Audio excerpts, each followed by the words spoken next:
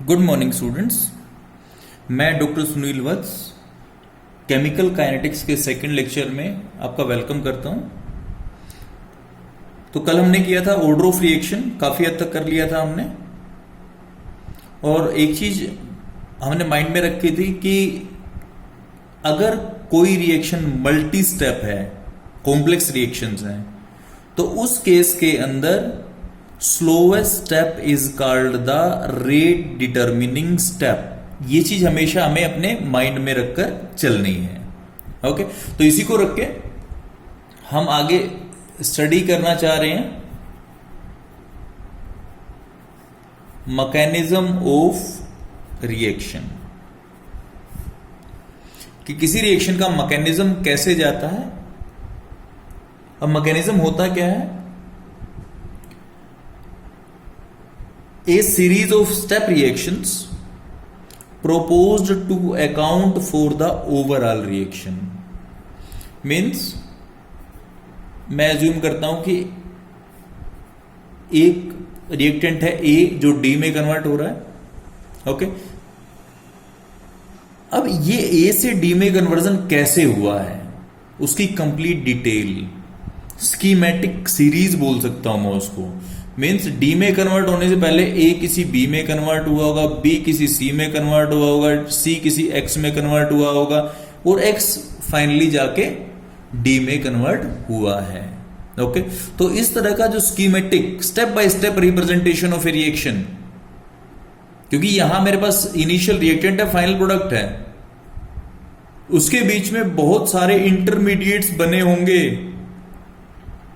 जिसको मैं किसमें रिप्रेजेंट करता हूं? मैकेनिज्म ऑफ ए रिएक्शन के अंदर। ओके, और इन इंटरमीडिएट्स की अपनी स्टेबिलिटी होती है।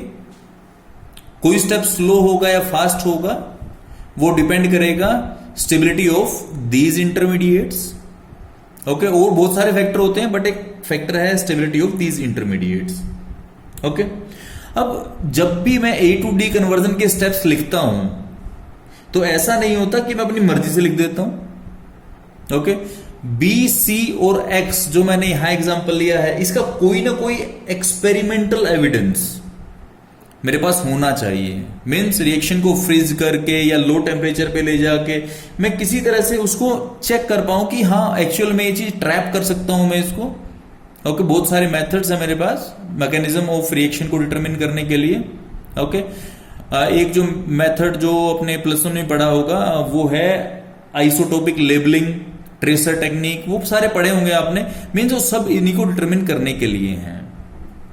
ओके, और इसी चीज से मैं स्लोवेस्ट स्टेप को डिटरमिन करता हूं। ओके, और फाइनली ये कंसीडर भी करता हूं क्योंकि मेरे को ये पता है स्लो स्टेप के ऊपर मेरी रिएक्शन का रेट डिपेंड करता है।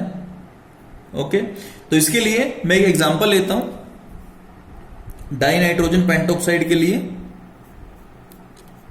N2O5 ब्रेक करता है किसमें? NO2 प्लस O2 के अंदर। ठीक है, इसको बैलेंस में कर देता हूं, 2 2 जा 4 नाइट्रोजन 4 नाइट्रोजन, इस तरह बैलेंस हो जाती है ये। ओके, अब मैं रेट लो के अकॉर्डिंग रेट ऑफ रिएक्शन लिखता हूं। Rate of reaction is equal to K N2O5। Okay, मैं एक्सपेक्ट क्या करता हूं? ये स्केयर होना चाहिए। ठीक है, ये मेरे पास एक्सपेक्टेड है कि अगर मैं सिंपल रिएक्शन को देख के लिखूं तो। ओके, और अगर मैं यही रेट एक्सपेरिमेंटल लिखता हूं तो मेरे पास क्या मिलता है? मेरे K N2O5 1। एक्सपेरिमेंटली मैंने जब चेक किया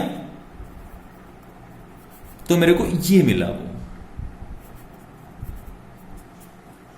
ठीक है, इट मीन्स क्या हुआ कि मैं डायरेक्टली बैलेंस केमिकल इक्वेशन से ना लिख के उसको जा रहा हूं मैं एक्चुअल रेट लो के अकॉर्डिंगली। ठीक है, तो इट मीन्स क्या हुआ होगा? एक्सपेरिमेंटली ये एक पे डिपेंड कर रहा है, N2O5 की 1 पावर के ऊपर डिपेंड कर रहा है। इट मीन्स क्या हुआ होगा कि स्लो स्टेप के अंदर, क्योंकि रेट डिटरमिनिंग स्टेप कौन सा है? स्लो। तो स्लो स्टेप के अंदर मेरे पास 1 मोल ऑफ N2O5 इन्वॉल्व होना चाहिए। ओके, तो उसके अकॉर्डिंगली प्रोबेबल मैकेनिज्म लिखने की कोशिश करता हूं। N2O5, this is broken down into NO2 plus NO3। Okay, ये स्टेप 1 हो गया मेरे पास। स्टेप 2 में क्या होगा, क्योंकि देखो NO2 तो मेरे को एज इट इज मिल रहा है प्रोडक्ट्स के अंदर, तो मैं इसको टच नहीं करूंगा। अब क्या होगा, NO3 फिर काम करेगा। जो सेकंड मोल है मेरे पास, उसके साथ NO3 रिएक्ट करेगा और यहां से क्या बनाएगा, 3NO2 प्लस O2। ओके, तो NO3 क्या मेरे पास इंटरमीडिएट है, जो रिएक्शन के अंदर ही बनता है और अंदर ही कंज्यूम हो जाता है। ओके, और ओवरऑल रिएक्शन अगर मैं इससे चेक करूंगा तो यहां से ये कैंसिल हो जाएगा और रिएक्शन मेरे को मिल जाएगी 2N2O5, ये same reaction giving me 3 + 1 4NO2 plus O2, ये रिएक्शन मिल जाती है। ओके, तो फर्स्ट और सेकंड स्टेप, ये स्टेप स्लो और ये फास्ट है। ओके, तो इन दोनों एलिमेंट्री स्टेप से हमें पता लग रहा है कि यूनिमोलिकुलर ही ये है और यूनिमोलिकुलर ही ये रिएक्शन है। ओके, तो यूनिमोलिकुलर दोनों रिएक्शंस हैं, 1 स्टेप ये और 1 स्टेप ये, बट डिपेंड किस पे कर रहा है, रेट स्लो स्टेप के ऊपर। तो स्लो स्टेप में सिर्फ एक ही रिएक्टेंट का मोल इन्वॉल्व हो रहा है, तो मैं क्या कह सकता हूं, this reaction is first order. ठीक है, तो इस तरह से मैं कर सकता हूं। ओके, इसी तरह से एक रिएक्शन और एग्जांपल ले लेते हैं हम इसी का। ये फर्स्ट एग्जांपल था हमारे पास। सेकंड एग्जांपल में लेता हूं, NO2 plus F2, this is giving me 2NO2F2, ये हो जाएगा। ओके, अगर मोलिकुलरिटी की बात करूं तो टर्मोलिकुलर है, 2 यहां 1 यहां, टर्मोलिकुलर है। ओके, बट जब मैं एक्सपेक्टेड क्या होता मेरे पास, रेट के NO2 का स्केयर 2 कह सकता हूं, पावर F2 की 1, ये मैं एक्सपेक्ट करता हूं, E एक्सपेक्टेड। ओके, लेकिन अब एक्सपेरिमेंटली मैं वो करता हूं, एक्सपेक्टेड को एक्सपेरिमेंटली का भी सेम ही रहेगा, तो इसलिए पूरा लिखना पड़ेगा मेरे को। एक्सपेरिमेंटली या एक्चुअली क्या होता है, rate is found to be dependent upon NO2 की पावर 1 और F2 की पावर 1। ओके, मीन्स एक NO2 जो है वो निकल जाता है इसमें से। सेम थिंग मैं क्या बोल सकता हूं कि देखो 2 मॉलिक्यूल्स स्लो स्टेप के अंदर इसी पे डिपेंड कर रहा है, तो इट मीन स्लो स्टेप में ये दोनों ही इन्वॉल्व होने चाहिए। तो एक्सपेक्टेड मैकेनिज्म क्या लिखूंगा, NO2 प्लस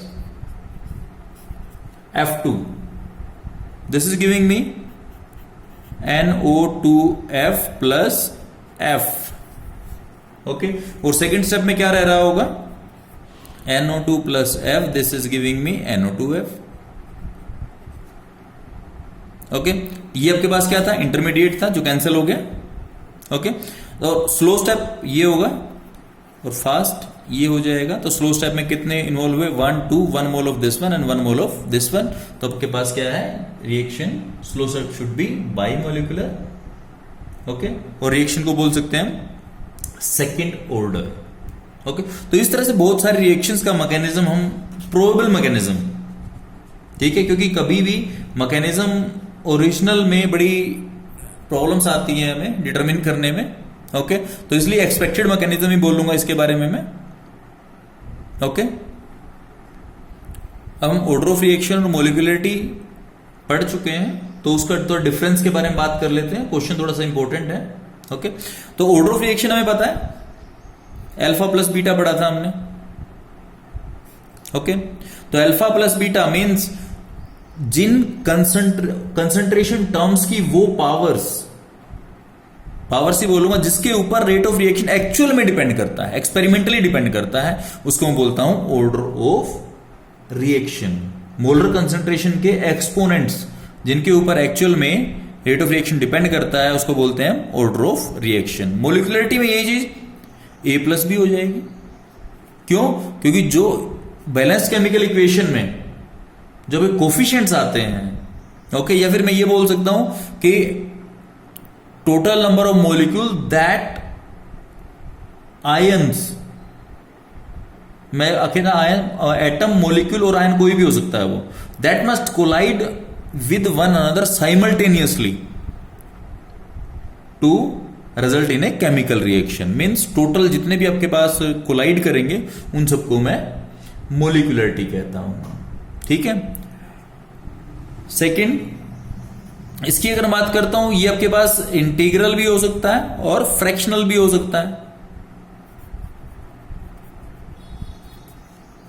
पढ़ा है हमने, मोलिकुलरिटी हमेशा होल नंबर होगी, ना ही ये जीरो होगी और ना ही ये फ्रैक्शनल होगी।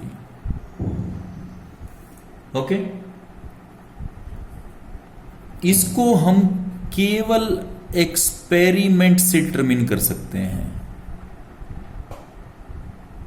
ओके, और यहां जो मोलिकुलरिटी है आपकी, ये एक तरह का थ्योरेटिकल कंसेप्ट है। ओके, ऑर्डर ऑफ रिएक्शन को हम एलिमेंट्री रिएक्शंस के ऊपर भी लगा सकते हैं, एलिमेंट्री को सिंपल रिएक्शंस के ऊपर लगा सकते हैं और कॉम्प्लेक्स रिएक्शंस के ऊपर भी लगा सकते हैं।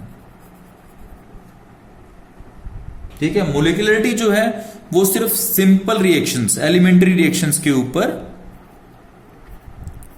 एप्लीकेबल होती है। ओके, कई बार क्या होता है, क्योंकि बैलेंस केमिकल इक्वेशन से यही निकलती है ऑर्डर ऑफ रिएक्शन, तो आपके पास जो होता है वो फ्रैक्शनल भी हो सकता है, तो इसलिए जो है direct number of reactant counting से तो काम नहीं चलेगा यहाँ। ओके, एक चीज और ध्यान रखने वाली बात है कि हायर ऑर्डर की रिएक्शन काफी रेयर होती हैं। ओके, हायर ऑर्डर क्यों होती हैं? क्योंकि कोलिजन थ्योरी के अकॉर्डिंगली क्या होता है कि आपके पास उतने मॉलिक्यूल एक साथ एक ही रिएक्शन में एक ही कंटेनर में इकट्ठे कोलाइड करने के चांसेस कम होते हैं।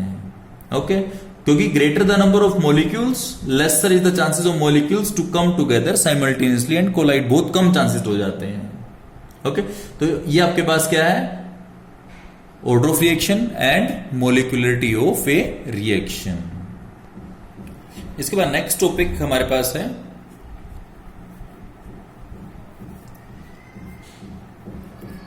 इंटीग्रेटेड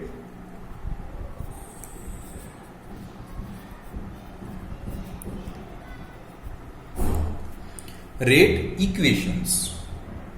जैसा कि हम पहले पढ़ चुके हैं कि अगर मेरे पास एक सिंपल रिएक्शन है a A plus b B gives me c C plus d D, इसके लिए जो रेट है मेरे पास, रेट क्या होता है? Minus D R over d T. Reactant अगर दोनों को मैं लूं और अगर इन्हीं को रख लूं मैं k A alpha B beta. Okay, and this type of equation is called differential rate equation. Okay, इस वक्त एक बात होती है कि ये फॉर्म हमारे पास कन्वीनियंट नहीं है रेट लॉ के अकॉर्डिंगली, और इस तरह ऑर्डर ऑफ रिएक्शन निकालना थोड़ा सा मुश्किल हो जाता है, क्योंकि इंस्टेंटेनियस रेट जो निकलता है, क्योंकि रेट इंस्टेंटेनियस डी है, स्मॉल चेंज है। ओके, तो ये रेट जो मेरे पास है वो स्लोप से निकाला जाता है। ओके, उससे भी क्या करना पड़ता है हमें? कंसंट्रेशन वर्सेस टाइम प्लॉट करना पड़ता है। ठीक है, बट इसके और एक चीज और भी है कि इसमें एक्यूरेसी के चांसेस बहुत ज्यादा मैं नहीं कह सकता। तो इसलिए क्या है कि इस मींस डिफिकल्टी को खत्म करने के लिए हमने क्या किया है, हम इस इक्वेशन को इंटीग्रेट कर लेते हैं।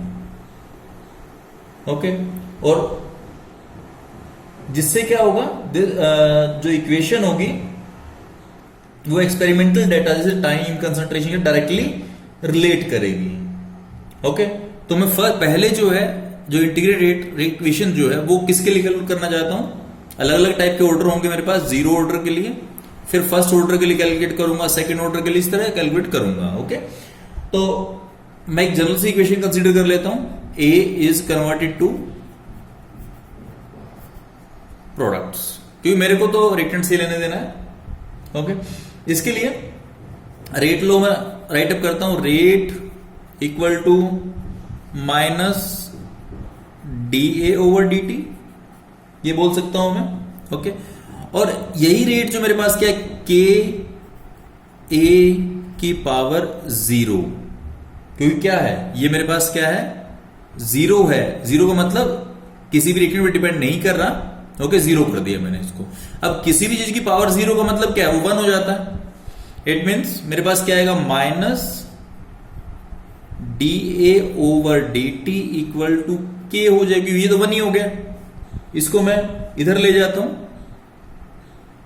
माइनस को भी इधर ले जाता हूं मैं, तो d A is equal to minus k d t. अब इससे का इंटीग्रेशन करता हूं दोनों साइड पे मैं, इंटीग्रेशन किया मैंने, तो डीए का इंटीग्रेशन ए हो जाएगा, कैंसिल हो जाएगा, डिफरेंशियल और इंटीग्रेशन एक तरह अपोजिट होते हैं। यहां से मिलेगा मेरे को -1, कॉन्स्टेंट बाहर आ जाएगा के। ओके, और डी टी का integration T plus I, I is the integration constant, constant of integration बोलते हैं हम उसको। ओके, अब मेरे पास क्या है, at t equal to 0, t equal to 0 के ऊपर क्या, ये टी 0 हो जाएगा, और 0 के इंटू 0 0, तो इट मीन ये फुल टर्म 0 हो जाएगी, इट मीन प्लस आई। इसके ऊपर क्या होगा आपके पास, ए इज इक्वल टू आई हो जाएगा। ओके, और एक चीज और पता है मेरे को, t इक्वल टू 0 के ऊपर जो स्टार्टिंग की इनिशियल कंसंट्रेशन हो जाएगी, तो a को मैं रिप्लेस कर सकता हूं किससे, a नोट से। ओके, तो यहां क्या हो जाएगा मेरे पास, a रिप्लेस हो जाएगा a नोट से, और ये 0 हो जाएगी, और ये i, it means i equal to a naught हो जाएगा मेरे पास। ओके, ये इक्वेशन फर्स्ट है मेरे पास, ये इक्वेशन 2 है मेरे पास। ओके, तो 2 से i की वैल्यू मैं कहां रखता हूं, 1 में रखता हूं, तो मेरे को क्या मिलेगा, a equal to minus k T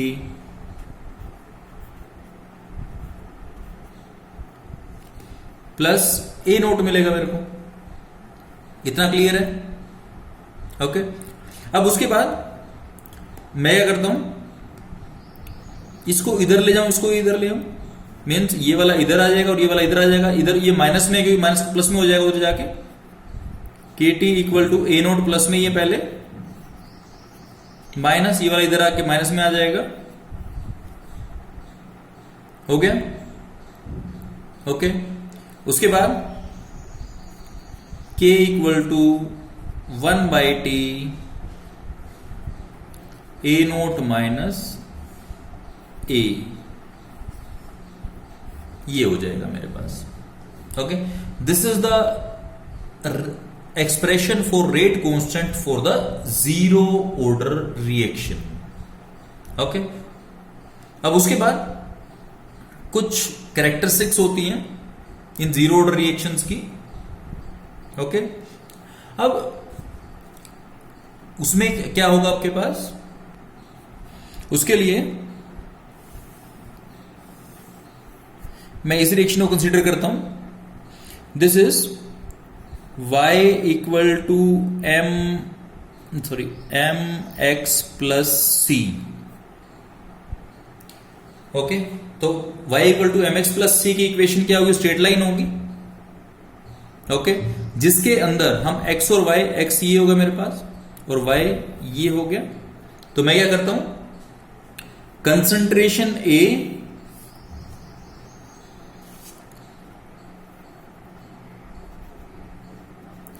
versus time graph plot करता हूं ये, क्योंकि मेरे पास स्टार्टिंग में माइनस है यहां पे, तो डिक्रीजिंग स्लोप मिलेगा मेरे को। ओके, तो मेरे को ग्राफ कुछ इस तरह से मिलेगा। ओके, यहां क्या होगा? स्लोप होगा माइनस के का स्लोप होगा। ओके, और जो ए नोट है आपके पास, ए नोट इज द इंटरसेप्ट यहां से यहां तक। ओके, तो ये कर सकता हूं मैं। उसके बाद अगर मैं कंसंट्रेशन वर्सेस रेट का ग्राफ प्लॉट करूं, रेट वर्सेस कंसंट्रेशन, ये ग्राफ मेरे को स्ट्रेट लाइन मिलना चाहिए। Okay, that is parallel to the concentration axis. Okay, तो ये तो हुआ मेरे पास various characteristics of zero order reaction. अब मैं बात कर लेता हूं इसी में हाफ लाइफ पीरियड के लिए। ओके, इस सबसे पहले मेरे को यह पता होना चाहिए कि हाफ लाइफ पीरियड होता क्या है।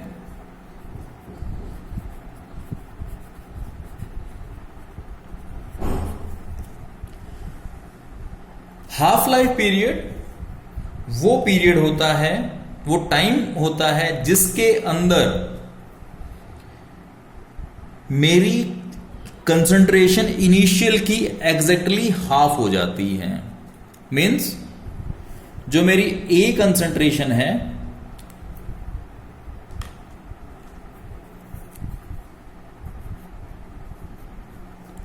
वो इनिशियल कंसंट्रेशन ए नोट का आधा रह जाए बिल्कुल, उसको मैं क्या बोलता हूं? Half life period. उस टाइम क्या होता है? T equal to t half हो जाता है। ओके, तो इक्वेशन जो मैंने ली वो क्या ली है? K equal to 1/t a naught minus a. ये इक्वेशन मैंने पिक की है। वो कहां से पिक की है? जो इक्वेशन आपकी अपने अभी कुछ टाइम पहले ड्राइव की है वो वाली इक्वेशन ली है आपने। ओके, तो ए नोट तो ए नोट रहेगा, बट ये क्या? ए नोट बाय 2 हो जाएगा। टी को मैं उधर ले जाता हूं, t equal to 1/k a naught minus a, ये हो जाएगा। रीअरेंज किया मैंने इक्वेशन को, टी इधर ले आया, के इधर ले आया। ठीक है, अब इसके ऊपर a equal to a naught by 2। जब ए नोट बाय 2 होगा तो टी इक्वल टी हाफ हो जाएगा। T half equal to 1/k a naught minus a naught by 2 हो जाएगा मेरे पास। ओके, और a naught by 2 minus a naught minus a naught by 2 क्या हो जाएगा? हाफ हो जाएगा इसी का। तो t half equal to 1/k into a naught by 2 कर सकता हूं मैं। ओके, तो ये मेरे पास कुछ क्या चीज हो जाएगा? हाफ लाइफ पीरियड हो जाएगा। ओके, अब एक चीज और माइंड में रखने वाली बात है इसमें कि half life period of a zero order reaction is directly proportional to initial concentration, क्योंकि 2k जो वो क्या है? कांस्टेंट है। ओके, जब इनिशियल कंसंट्रेशन के directly proportional T half, it means अगर मैं टी हाफ और इनिशियल कंसंट्रेशन ए नोट के बीच ग्राफ प्लॉट करता हूं तो मेरे पास ग्राफ क्या मिलेगा? स्ट्रेट लाइन मिलना चाहिए। ओके, ओरिजिन से पास होता हुआ, और उसका स्लोप क्या होगा, स्लोप विल बी 1/2k। ठीक है, तो यहां से क्या कर सकता हूं मैं, स्लोप निकाल सकता, स्लोप से मेरे को k की वैल्यू भी मिल सकती है। ओके, और अगर यूनिट्स की बात करूं मैं k के यूनिट्स के लिए, तो k की मेरे पास इक्वेशन क्या है, k के लिए ये वाली इक्वेशन है, ये वाली इक्वेशन है k के लिए। ओके, तो k इक्वल टू कंसंट्रेशन की यूनिट्स ओवर टाइम, यूनिट्स क्या होंगी, कंसंट्रेशन की यूनिट्स मोल पर लीटर, और टाइम पर सेकंड या पर मिनट जो भी होगा आपके पास। ओके, तो इस तरह से मैं यूनिट्स भी निकाल सकता हूं जीरो ऑर्डर रिएक्शन के लिए। ओके, अब मैं शिफ्ट होता हूं किसके ऊपर, फर्स्ट ऑर्डर रिएक्शन के लिए। तो इसके लिए फिर से मैं क्या करता हूं, जनरल रिएक्शन कंसीडर करता हूं मैं, A2 products, rate right up करता हूं उसी तरह से, rate equal to k a की पावर 1, क्योंकि फर्स्ट ऑर्डर है, reaction is said to be first order if the rate of reaction depends on the one concentration terms only. Okay, तो मैं KA1 बोल सकता हूं। ओके, अब मैं ये एज्यूम करता हूं कि जो कैपिटल A लिया है मैंने, उसकी कंसंट्रेशन स्टार्टिंग में, बिल्कुल स्टार्टिंग में वो क्या थी, A moles per litre. Okay, और T टाइम के बाद उसमें से X moles per litre react कर गया। ओके, और बच क्या गया मेरे पास, A minus X moles per litre. हमें यह भी पता है कि रेट ऑफ रिएक्शन वो डिपेंड करता है किसके ऊपर, रिमेनिंग कंसंट्रेशन के ऊपर। इट मीन इसके ऊपर डिपेंड करेगा।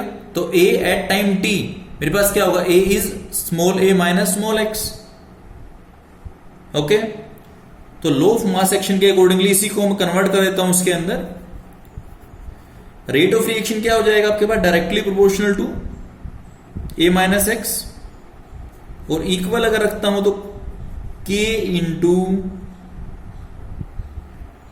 a माइनस एक्स कर सकता हूं मैं। ओके, और रेट को क्या कर सकता हूं, dx over dt is equal to k into a minus x, ये बोल सकता हूं। ओके, अब मेरे पास क्या है, k इज रेट कांस्टेंट, और स्पेसिफिक रिएक्शन रेट ही बोलते हैं फर्स्ट ऑर्डर रिएक्शन के लिए इसको। ओके, इसी इक्वेशन को मैं एक फॉर्म में और लिख सकता हूं, dx over a minus x equal to k dt, उधर ले गया मैं इसको। ठीक है, अब मैं क्या करता हूं, इसी को इंटीग्रेट कर दूं। इस इक्वेशन को जिस तरह इंटीग्रेट करता हूं मैं, ये इंटीग्रेशन होगा मेरे पास। ओके, तो मेरे पास dx over a minus x, इसका इंटीग्रेशन क्या होगा, क्योंकि a माइनस एक्स नीचे है, negative natural logs of a minus x. Negative इसलिए रखा है क्योंकि a माइनस एक्स नीचे था, मैं उसको ऊपर ले आया हूं, ये इधर ले आया, माइनस नेगेटिव इसलिए होगा, नेचुरल लॉग ये हो गया मेरे पास। ओके, उसी में k dt का उसी तरह से k t plus i integration constant उसी तरह पहले जैसे किया था मैंने। ओके, अब फिर से वही करता हूं मैं, एट t इक्वल टू 0, तो मेरे पास x इक्वल टू 0 हो जाएगा, या मैं ये बोलूं a minus x is nearly equal to a हो जाएगा। ये चीज तो क्लियर है मेरे को, क्योंकि x की वैल्यू 0 हो जाएगी। स्टार्टिंग में t इक्वल टू 0 के ऊपर तो x तो था ही नहीं, टोटल कंसंट्रेशन मेरे पास a थी, तो a हो जाएगा। ओके, तो एट टी इक्वल टू 0 ये जब टर्म 0 हो जाएगी तो ये टर्म 0 हो जाएगी। ओके, तो आई इक्वल टू कितना हो जाएगा, माइनस नेचुरल लॉग ए, ये 0 हो गया। तो negative natural log a is equal to I, ये हो जाएगा मेरे पास। ओके, अब क्या करता हूं, इस इक्वेशन को फर्स्ट, उसी तरह इसको सेकंड एज्यूम करता हूं और इसमें पुट अप कर देता हूं इसको, आई की वैल्यू यहां रख देता हूं। Negative natural log a minus x equal to k t plus minus natural log a हो जाएगा आपके पास। ठीक है, अब ये माइनस का हो जाएगा, मैं इसको इधर ले जाता हूं, नेचुरल लॉग ए माइनस, ये एज इट इज रहेगा natural log a minus x equal to k t हो जाएगा मेरे पास। ओके, इतने में कोई दिक्कत नहीं होनी चाहिए।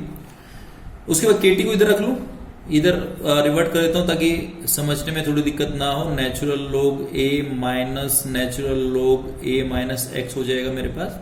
ओके, लॉग की टर्म्स अगर माइनस में है तो मैं उसको डिवीजन में ले जा सकता हूं। ओके, क्योंकि मेरे पास एक फॉर्मूला है, log of x by y equal to log x minus log y, ये फॉर्मूला मेरे पास लॉगरिथम के लिए, नेचुरल लॉग में भी ये अप्लाई होता है। तो मैं इसको x माइनस y है मेरे पास, okay, log x minus log y है। ओके, इसको मैं इस फॉर्म में ले जा सकता हूं, नेचुरल लॉग की ऐसे रखे, k t equal to natural log a, ये रहा, और a माइनस एक्स नीचे आ जाएगा। ओके, वो थोड़ा रीअरेंज कर लेता हूं, k इक्वल टू टी को उधर ले जाऊं, 1 by T natural log of a over a minus x. Okay, थोड़ा और चेंज कर सकता हूं इसको मैं, नेचुरल लॉग को हटा के लॉगरिथम में कन्वर्ट कर 2.303 से मल्टीप्लाई कर दूंगा मैं।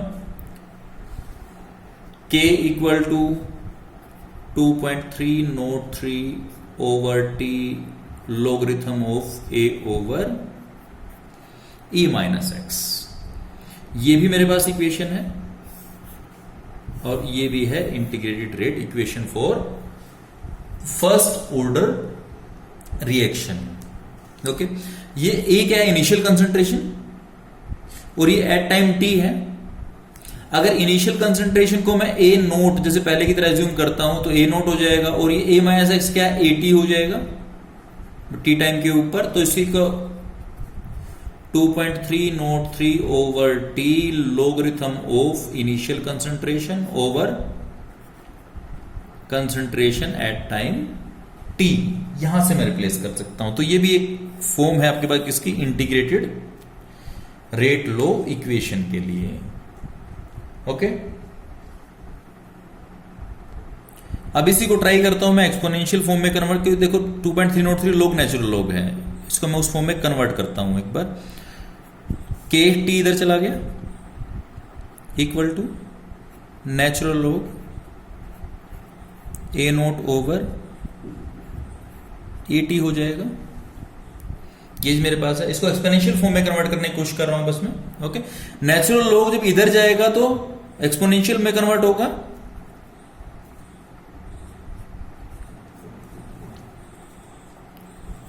तो आपके पास e k t equal to, natural log इधर ले गया हूं मैं, a naught over a t हो जाता है। इसी को और कन्वर्ट करता हूं मैं, इसको रिवर्ट कर देता हूं तो ये माइनस में पावर चली जाएगी,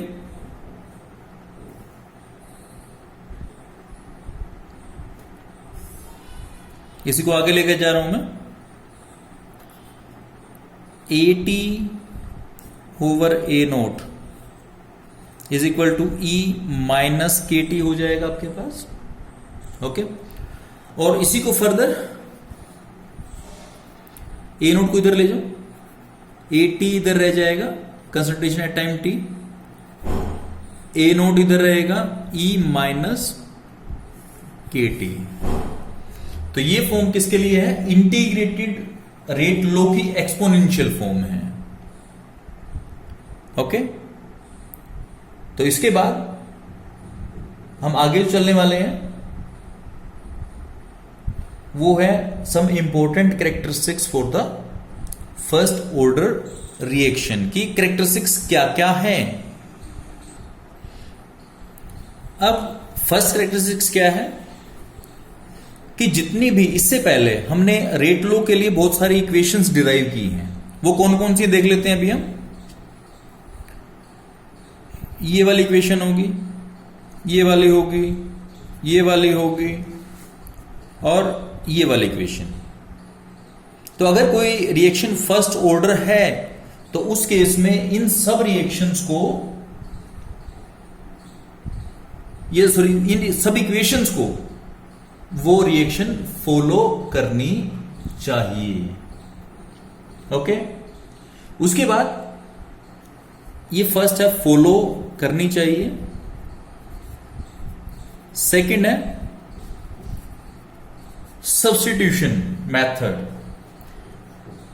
इसके अंदर क्या होता है कि अगर हम एक नॉन कंसंट्रेशन ए या ए नोट, इनमें से कोई भी, उसके साथ हम स्टार्ट करते हैं तो कंसंट्रेशन एट टाइम टी, इसको मैं ए माइनस एक्स बोलता हूं, या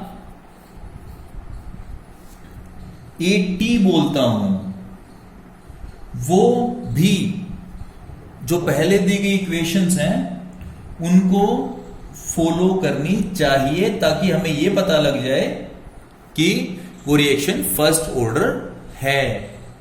एक्सपेरिमेंटल एरर्स को हम नेग्लेक्ट कर सकते हैं, उसमें हमें कोई ज्यादा दिक्कत नहीं है। ओके, इसके बाद आता है इसी में ग्राफिकल मेथड, ग्राफ्स कैसे बनने वाले हैं इनके लिए। ओके, उसके लिए मैं इक्वेशन पिक करता हूं जो नीचे मैंने बनाई है, k equal to 2.3 naught 3 over t logarithm of a naught over at। ये इक्वेशन मैंने डिराइव की है कुछ टाइम पहले। ओके, मैं इसमें चेक भी कर सकता हूं, ये सेम इक्वेशन है, ये वाली इक्वेशन उठाई है, पिक की है मैंने। ओके, इसी को रीअरेंज कर रहा हूं मैं,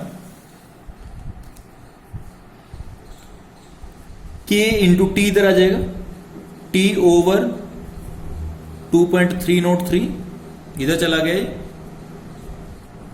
logarithm of a note minus logarithm of at, मैंने ये उठा लिया। ओके, उसके बाद log at को मैं एक साइड इधर ले जाता हूं, इसको इधर ले जाता हूं, log at इक्वल टू, ये माइनस का होगा, minus k over 2.303 into T plus logarithm of a note, यहां से पिक किया मैंने। ओके, अब क्या है, y equal to m x plus c. m negative में है क्योंकि ये हमारे पास क्या है, m, ये है x, t, ये क्या पूरा y है और ये c है, इंटरसेप्ट है। ओके, तो मेरे पास अगर मैं ग्राफ प्लॉट करता हूं x और y, x क्या है यहां t और y क्या है log at, इसके बीच में अगर मैं ग्राफ प्लॉट करता हूं, यहां log at, ओके, और यहां मेरे पास होगा टाइम, माइनस में स्लोप है तो इस तरह मिलेगा मेरे को। ओके, तो स्लोप जो मिलेगा मेरे को, slope is equal to minus k over 2.303 मिल जाएगा मेरे को। ओके, और इसी तरह से अगर मैं थोड़ा सा इसमें और चेंज करके ग्राफ प्लॉट करता हूं, किसके बीच में,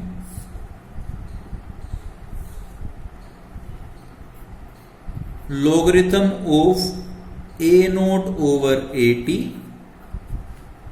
और टाइम के अगर बीच में ग्राफ प्लॉट करता हूं तो मेरे को कुछ इस तरह ग्राफ मिलता है जिसमें स्लोप होता है k ओवर 2.303। ओके, तो ये मेरे पास क्या है, कैरेक्टरिस्टिक्स है फर्स्ट ऑर्डर रिएक्शन के लिए। अब मैं जा रहा हूं किसके लिए, इसी के हाफ लाइफ पीरियड के लिए। अब ये मेरे पास इक्वेशन है, integrated rate law equation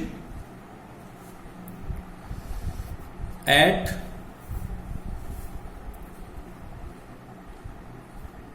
t equal to t half.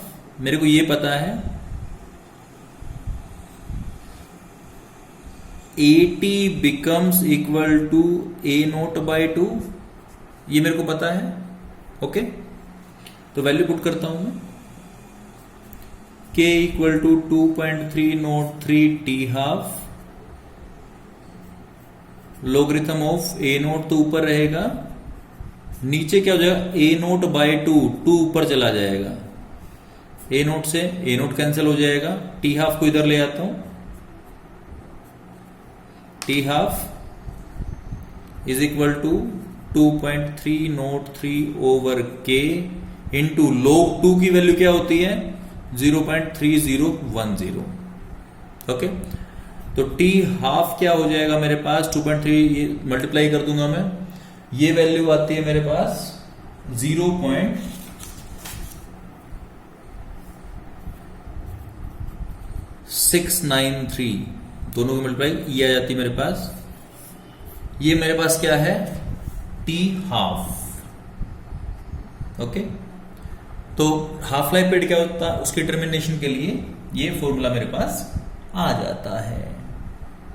Okay, और यूनिट्स जो होती हैं, यूनिट्स मेरे को पता है कि यहीं से निकाल लेता हूं, कंसंट्रेशन कंसंट्रेशन कैंसिल हो जाएंगी दोनों।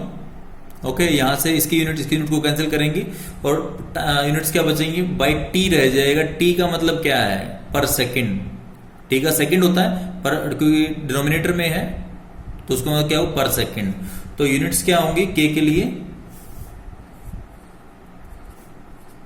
पर सेकंड या पर मिनट, जो भी होगा आपके पास वो आप इसको रख सकते हैं। ओके, अब जो बात आती है तो हुआ मेरा किसमें, सॉल्यूशन स्टेट के अंदर। अब सॉल्यूशन स्टेट के अंदर तो ये रहा। अब मैं ये बात करता हूं कि अगर यही इंटीग्रेटेड रेट लॉ या रेट इक्वेशन मेरे को कैलकुलेट करनी पड़ जाए गैस फेज रिएक्शन के लिए जो फर्स्ट ऑर्डर है, ओके, तो उसके लिए मैं क्या कर सकता हूं। ओके, तो एक इक्वेशन पिक करता हूं मैं, उसी तरह कॉमन से इक्वेशन पिक करता हूं। ए गैसियस है मेरे पास, किसमें कन्वर्ट हो रहा है B प्लस सी गैसियस। ओके, तो क्योंकि मेरे को पता है गैसेस में मैं कंसंट्रेशन को रिप्लेस कर देता हूं प्रेशर से, पार्शियल प्रेशर से, तो इनिशियल पार्शियल प्रेशर क्या होगा P0 बोल सकता हूं मैं, क्योंकि स्टार्टिंग में तो B और C तो होगा ही नहीं।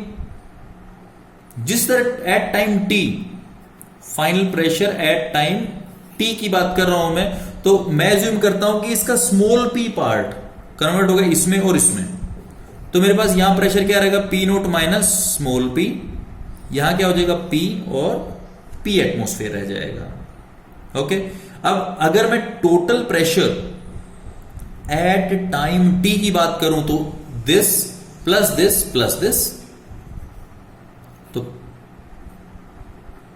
Total pressure at time T equal to P0 minus small p plus P, ये इधर से यहां आ गया, इधर से यहां आ गया और इसके पूरा नीचे यहां आ गया। एक P से एक P कैंसिल हो जाता, प्रेशर कितना P0 प्लस P रहेगा मेरे पास। ओके, और अब अगर स्मॉल p की वैल्यू निकाल लूं मैं, क्योंकि ये मेरे पास क्या है PT, total pressure at time T, small p की वैल्यू निकाल लेता हूं मैं। स्मॉल p इधर से माइनस में हो जाएगा, small p equal to PT minus P0, ये वैल्यू मेरे पास आ जाएगी at time T। Okay, small p की वैल्यू निकल आई मेरे पास। स्मॉल p की अगर वैल्यू निकल आएगी तो क्या P0 माइनस P, इसमें स्मॉल p की वैल्यू रख दूं तो मेरे पास क्या आ जाएगा, प्रेशर ड्यू टू A आ जाएगा।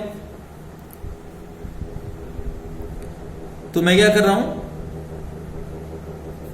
इसलिए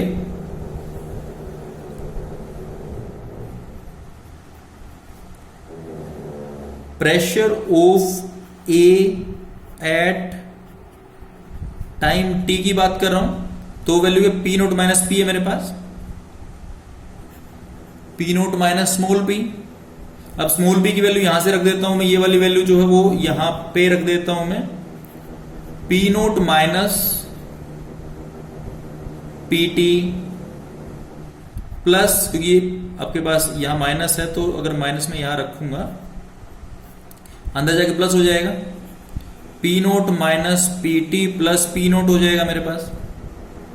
ओके, और ये वैल्यू क्या हो जाएगी, 2 p naught minus P T हो जाएगी। ओके, तो अब ये दो वैल्यूज हो जाती है मेरे पास।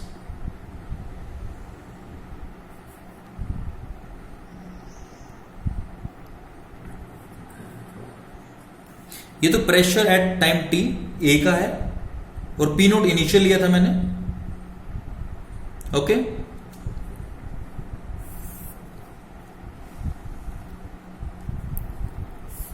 तो अब यहां चेक कर लेता हूं मैं, जो इनिशियल प्रेशर है पी नोट बोलता हूं, वो किससे कोरस्पॉन्डिंग है, ए नोट के कोरस्पॉन्डिंग है। और जो ये प्रेशर निकल रहा है मेरे पास, ये वाला प्रेशर किससे कोरस्पॉन्डिंग है, ए टी के कोरस्पॉन्डिंग है। ये इक्वेशन मेरे पास क्या है, K equal to 2.303 over t logarithm of a naught over a t है मेरे पास। ठीक है, तो K यहां इक्वेशन क्या रिप्लेस हो जाएगी, 2.303 over t logarithm of initial क्या पी नोट ओवर, और पीटी क्या है मेरे पास, सॉरी ए टी के corresponding 2 p naught minus PT. Okay, तो अगर मेरे पास first order reaction gas phase में है, तो उस केस के अंदर इंटीग्रेटेड रेट लो मेरा ये हो जाता है। ओके,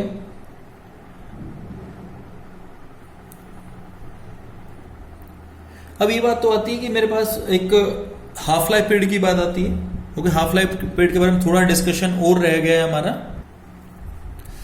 इसके अंदर कि फर्स्ट डिस्कस, सेकंड तक डिस्कस कर लेंगे हम। ओके, पर हमें एक चीज पता होनी चाहिए कि मेरे को हाफ लाइफ पीरियड को एक जनरल फॉर्म में रखना पड़ेगा। ओके, उसके लिए मैं half life period of a reaction of nth order के लिए निकाल लेता हूं। अब जीरो ऑर्डर के लिए बात कर रहा हूं मैं। जीरो ऑर्डर में क्या होगा, t half is directly proportional to a naught. Okay, ये था जीरो ऑर्डर के लिए। फर्स्ट ऑर्डर के लिए t half is directly proportional to a naught की पावर 0। ये है फर्स्ट ऑर्डर के लिए, आपने चेक भी कर लिया होगा। ओके, सिमिलरली सेकेंड ऑर्डर के लिए t half is directly proportional to a naught -1 हो जाएगा सेकेंड ऑर्डर के लिए। मींस यहां पावर 1 थी, यहां 0 -1 मतलब माइनस होता चला जाएगा जी। ओके, या मैं एक जनरल सी इसके लिए general reaction of nth order के लिए निकाल सकता हूं, इसी को मैं कन्वर्ट कर सकता हूं t half for nth order reaction. nth order की रिएक्शन की बात कर रहा हूं यहां मैं। ओके, तो वो क्या हो जाएगा, directly proportional to a naught की पावर 1 - n, या फिर मैं इसी को बोल सकता हूं t half equal to k 1 over a naught n -1। इन दोनों में से कोई भी रख सकता हूं। This is the general expression for the half life period of a reaction having the order n। Okay, अब इससे नेक्स्ट लेक्चर में हम करेंगे determination of order of reaction, rate constant, rate law, और इन्हीं के डिफरेंट मेथड से, जैसे ग्राफिकल मेथड हो गया हमारे पास, initial rate method, integrate rate law method, ठीक है। तो डिफरेंट टाइप के मेथड से हम इसको डिटरमिन करेंगे। ओके, तो आज के लिए इतना ही। और एक चीज और रिक्वेस्ट करना चाहूंगा, फिर से कर रहा हूं, कि मेरे YouTube चैनल को सब्सक्राइब करें, शेयर करें, लाइक करें, ओके। और उन लोगों तक जरूर पहुंचाएं जो आज के दिन कोचिंग तक या किसी टीचर तक पहुंचने में असक्षम है। Okay, so have a nice day and thank you.